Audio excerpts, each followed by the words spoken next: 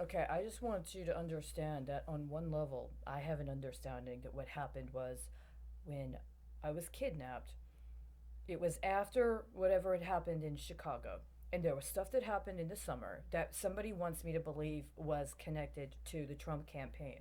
But I do not believe that's the case. That even if it was part of things that the Trump campaign was doing as part of the election process, comparable to what happened in 2007 and 8, specifically between Hillary Clinton and Barack Obama, at least until the convention, and how that factored into other actions that were going on in the McCain and Palin campaigns specifically, but later, that's not as relevant as the fact that there were literal matters related to me filing grievances and including with the federal government. And I was trafficked to Texas so that they could take what they had already bid on as part of my reports in Chicago and work it on the Texas circuit to kick it back to Chicago with an understanding that down the line it would then be kicked back to Texas. And in the course of this, when I got kidnapped, after going to the NPC, after and forced to go to the NPC, which is great, right? Because I used to be on the NPC, and then the NPC started, doing what it did, and then another NPC wanted to get their payout on the other side of the downstream, right? That once after they kidnapped me, and I decided to try to deal with this legally, as opposed to just going through agency reports, that somebody did what they did in the fall, which is they set up that fake case about the medical claim, which they never closed. And they set up that conference call that had the anniversary that I actually met, and just so happened to be an anniversary connected to a military standards manual. And I met it, but they didn't acknowledge it. And then they did what they did, and the next year they had that phone call with the judges. Remember, 2 years down the road, the exact day, the judges had some sort of conference call, presumably about the Trump campaign and things that were going on with the Trump campaign.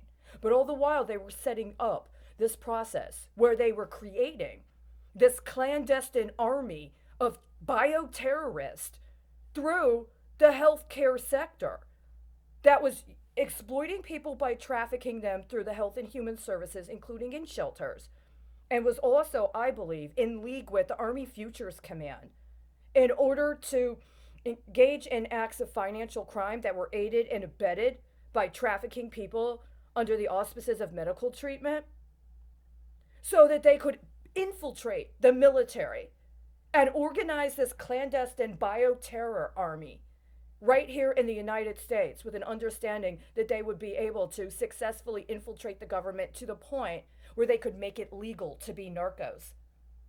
They made legal narcos. They made it legal to be a narco.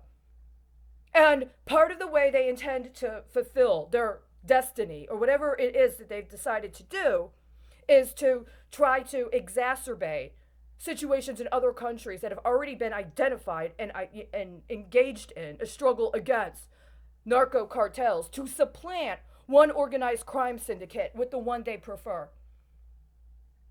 And that's what that just showed me. So, in this whole situation, the actual real life practical matters of certain people have merely been manipulated and orchestrated because the lawyers and the judges that want to get their cut had an interest in making sure certain things were allowed to be exacerbated.